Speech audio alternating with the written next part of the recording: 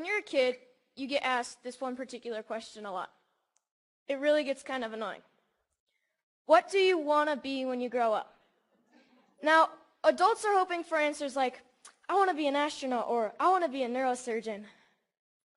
You adults and your imaginations. Kids, they're most likely to answer with pro skateboarder, surfer, or Minecraft player. I asked my little brother and he said, seriously, dude, I'm 10. I have no idea. Probably a pro skier. Let's go get some ice cream. See, us kids are going to answer with something we're stoked on, what we think is cool, what we have experience with. And that's typically the opposite of what adults want to hear. But if you ask a little kid, sometimes you'll get the best answer. Something so simple, so obvious, and really profound. When I grow up, I want to be happy. For me, when I grow up, I want to continue to be happy, like I am now. I'm stoked to be here at TEDx. I mean, I've been watching TED videos for as long as I can remember, but I never thought I'd make it on stage here so soon. I mean, I just became a teenager, and like most teenage boys, I spend most of my time wondering, how did my room get so messy all on its own? Did I take a shower today? And the most perplexing of all, how do I get girls to like me? Neuroscientists say that the teenage brain's pretty weird. Our prefrontal cortex is underdeveloped, but we actually have more neurons than adults, which is why we can be so creative and impulsive and moody and get bummed out. But what bums me out is to know that a lot of kids today are just wishing to be happy, to be healthy, to be safe, not bullied, and be loved for who they are. So it seems to me when adults say, what do you want to be when you grow up? They just assume that you'll automatically be happy and healthy. But maybe that's not the case. Go to school, go to college, get a job, get married, boom. Then you'll be happy, right? We don't seem to make learning how to be happy and healthy a priority in our schools. It's separate from schools. And for some kids, it doesn't exist at all. But what if we didn't make it separate? What if we based education on the study and practice of being happy and healthy? Because that's what it is, a practice, and a simple practice at that. Education is important, but why is being happy and healthy not considered education? I just don't get it. So I've been studying the science of being happy and healthy. It really comes down to practicing these 8 things: exercise, diet, nutrition, time in nature, contribution, service to others, relationships, recreation, relaxation and stress management, and religious or spiritual involvement. Yes, got that one. So these 8 things come from Dr. Roger Walsh. He calls them therapeutic lifestyle changes, or TLCs for short. He's a scientist that studies how to be happy and healthy. In researching this talk, I got a chance to ask him a few questions like, do you think that our schools today are making these 8 TLCs a priority? His response was no surprise. It was essentially no. But he did say that many people do try to get this kind of education outside of the traditional arena, through reading and practices such as meditation or yoga. But what I thought was his best response was that much of education is oriented, for better or worse, towards making a living rather than making a life.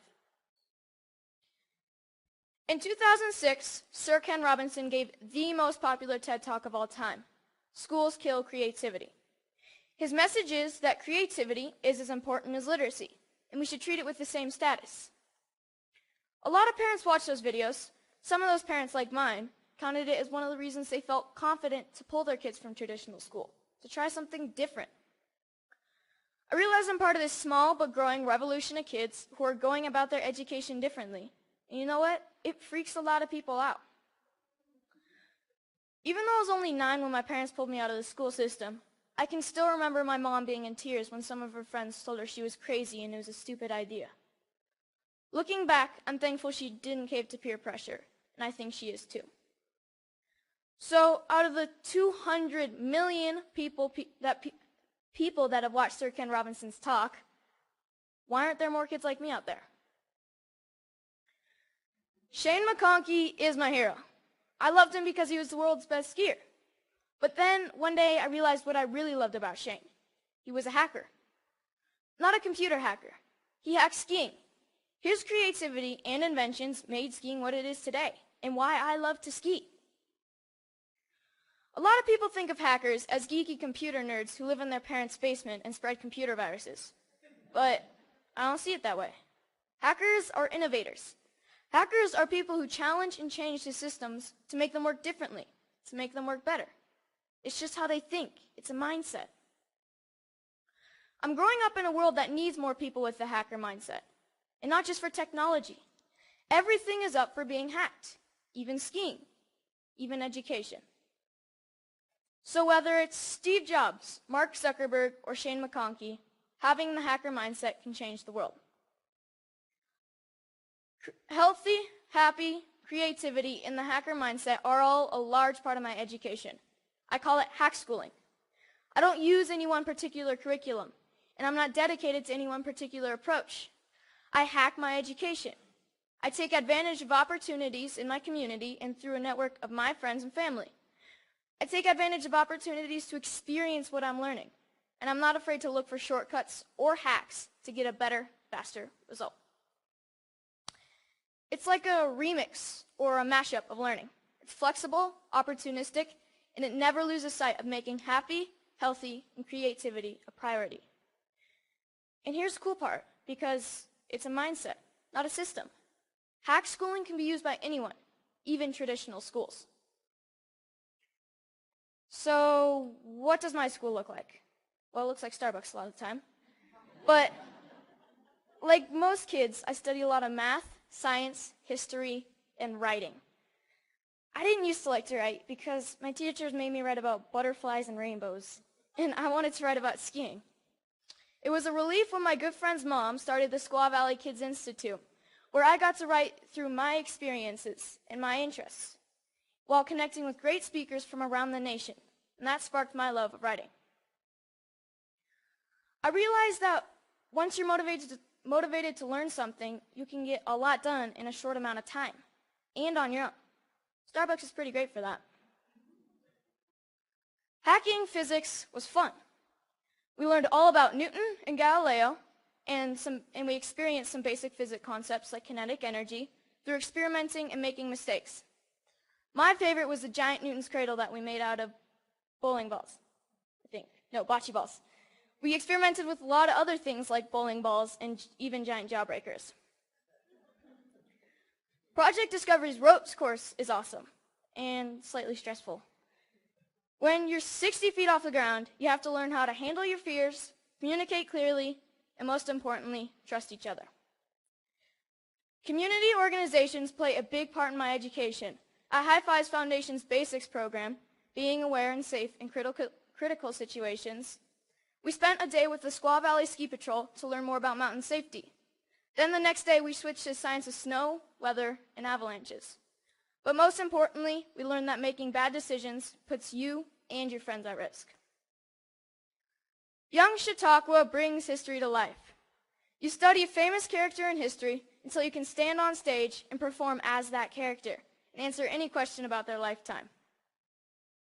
In this photo, you see Al Capone and Bob Marley getting grilled with questions at the historical Piper's Opera House in Virginia City, the same stage where Harry Houdini got his start. Time in nature is really important to me. It's calm, quiet, and I get to just log out of reality. I spend one day a week outside all day. At my Foxwalker classes, our goal is to be able to survive in the wilderness with just a knife. We learn to listen to nature. We learn to sense our surroundings.